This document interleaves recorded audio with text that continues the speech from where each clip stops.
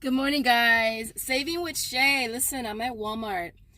This is actually a much requested video, but if you're new here, I am Chanel. Definitely hit the subscribe button, smash the like button, support your girl. Don't forget to ring the notification bell. If you're a returning subscriber, hey, welcome back. So again, much requested video. A lot of you guys want to know how I put my transactions together. How many transactions do I do? Basically, what I do is my transactions are broken down based on which apps I'm submitting to. All right. Obviously, if I'm submitting to both my Shopkick accounts, I have one, Joseph has one, then I'm gonna have separate transactions for that. What I do, you guys, is I usually just put a bag. I have a reusable bag. I put it in my card, and I know that I'm doing 2 transactions, and so I go based on a list. I do keep a list. Sometimes I'll have it on paper. Sometimes I'll create a Google Doc, whichever is easier for me. And then I know that, okay, transaction 1 is in the bag. All right, transaction 2 is not in the bag. And that's pretty much how I keep them separate. Now, there are times, lots of times, that I do more than 2 transactions. I think more often than not, I do multiple transactions, more than 2. The other day I wasn't here and I did 5 in self-checkout. I only go to self-checkout. I love my cashiers over there. They freaking know me well. I know them well. I love them to pieces. They let me be me. They let me be great. And so they let me do multiple transactions if that's what I need to do. What else? I think it seems more complicating than it is. But it's really not complicated at all, to be honest. I think it's just because I'm used to it already. But for the most part, I like to keep my stuff separated in the basket because it makes it easier for me. When it comes to like submitting to Swagbucks, My Points, Inbox, obviously I know I'm not using to that anymore. But if I'm doing the deal 3 different times, I'm going to do 3 different transactions, you guys.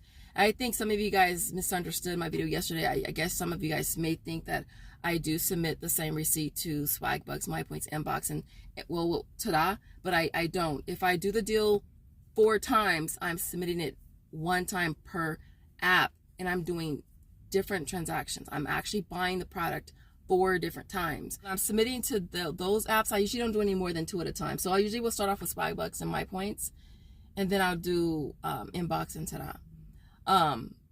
But it's pretty easy. Like, I literally don't want to make it complicating because it's really not. I know that most people only need to do 1 transaction. I wish I was one of those people, but I am not. I am not. But I do tend to do multiple transactions. If I have to go to multiple stores, obviously it's going to be even more transactions. And for me personally, I usually go to the store that's closest to my house. If I got to go to the one that's 10 minutes from here, I will. If I got to shoot to the one that's 20 minutes away, I will. But I pretty much only frequent 3 different stores. And obviously, if for some reason, which doesn't happen very often, I do have to go to all 3 stores in one day, then obviously it's going to be 3 transactions. All right. Can't think of anything else, you guys. I mean, it's so simple, it's so basic, you know. But I do definitely wish that I was one of those people that could just go in and do 1 transaction and be done with it. But for me, I have to break it up to make it easier for me. Like, if I have to submit on Swagbucks, then it's easier for me if I just put all my Swagbucks deals on 1 receipt.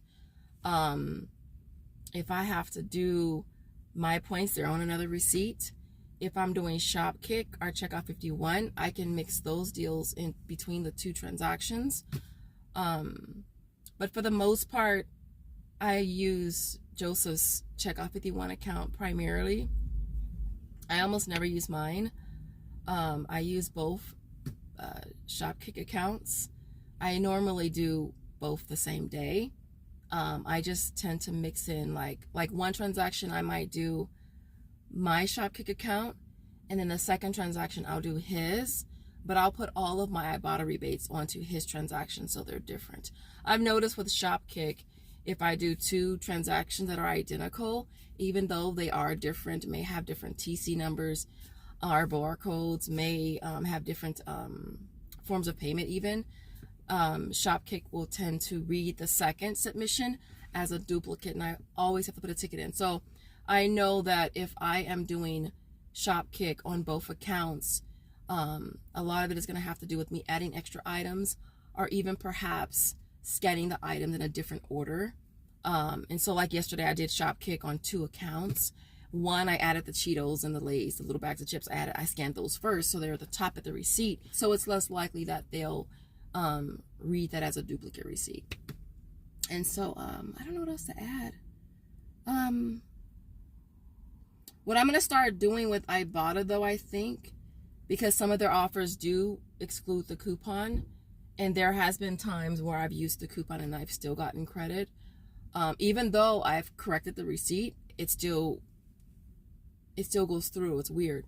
But I think what I'm gonna start doing is choosing the coupon over the rebate. And the reason why I say that is because I don't know. I don't want to say I'm starting to feel like the coupon is more reliable than the rebate. But for like Ibotta purposes, like if the rebate value is the same as the coupon value, as long as I'm saving that money. And lately I've felt like I want to save more at the register. Like, I love the getting money back on the back end, but I really want to save more money at the register. Like, I really want to lower my initial out of pocket. Yeah, I won't get the money on the back end, but I would feel better. I feel better saving it at the front end, at the register. So I'm thinking of trying that out and see how it goes. Where if there's a coupon, like for example, like the Lysol, all right, there's a coupon for $1.50. The rebate is $1.50. I could choose one or the other, you know, and I would be okay with that as long as I'm saving the $1.50. Whether I save it at the register when I check out, or whether I pay it and then get it back on the end. So I'm gonna try that out and see how it goes. But basically, guys, it's not really hard. Maybe when I go in here, I'll kind of show you how I do it. Yeah, I got it back here. Yeah, I'll kind of show you how I do it. But the important part is just to be organized. I think more than anything is to be organized. Like for me, like organization is key. Preparation is key. Making sure that you have a list. Making sure all your figures are correct. Making sure that you're double checking that the rebates are still valid, making sure that the values are still the same, because as you guys know, the values can change like that. And so always double checking all the way up until you check out that everything is still what it is. You know, it's all about while you're still in the store and scanning all of your receipts. I do that. I don't even get to the car. I park far. All right, I always park far from the store. And so I'm not going to wait to get to the car to scan my receipts. I'm not going to wait to get home to scan my receipts. I'm going to scan my receipts into my apps right after I check out. Sometimes I'll do it like as I'm like right there, like in self-checkout, like I'll do the deal and I'll scan my receipt real quick. Like sometimes I'll do that. But I always scan my receipts while I'm still in the store. I know with Swagbucks, with the affiliated apps, Swagbucks, MyPoints, Inbox, and the values can change. The rebates can disappear. So for that reason, I have to at least submit those receipts while I'm still in the store. Now there are times where they'll pop off, and then the next morning they'll pop back up. So there are times where that happens, and with the cleaning products, I waited till the next day because I was like, okay, maybe they'll pop back up and I'll be able to submit my receipt. But when they popped up, it had gone from like buy 2, get back 8 to buy 2, get back 2. And so that's why I brought those items back. But anyways, guys, I didn't want to make this video long. Maybe I'll throw in a clip while I'm in the store. Because yeah, that might be easy too. All right, so let me just kind of show you what I'm doing. Okay, so I have 3 transactions here. I feel like I'm doing Instacart or something like that. So this is one transaction here that I'm gonna submit on inbox dollars, okay?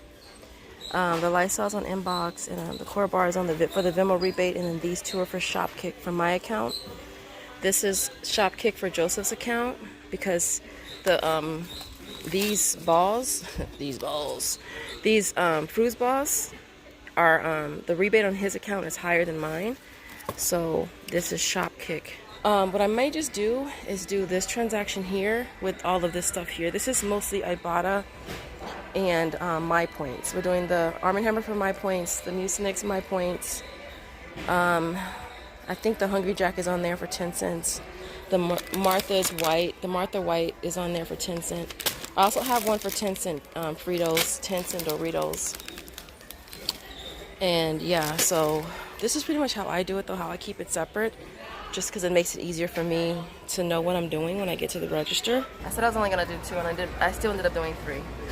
Because I wanted the Arm & Hammer and the Mucinex to be on its transaction by itself, so that way when I submit that receipt, it's not like a lot of stuff on it. So I just submitted to inbox for the Clorox and it went straight through, which is good.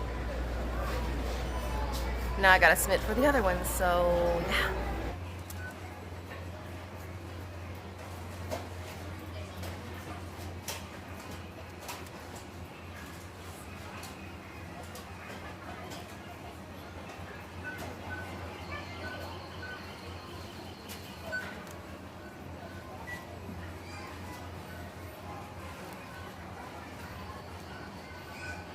Alright guys, I think that's basically it, but I think the biggest thing I would say as far as tips is just gonna be planning. Alright, making sure you're planning your trips, making sure you're planning your deals out, making sure that you are double checking the prices in store. Sometimes they're different than online prices. This guy, he got oxygen and he just smoked a cigarette. I was wondering why he got out of his car, smoked a cigarette, got back in the car, put his oxygen back on.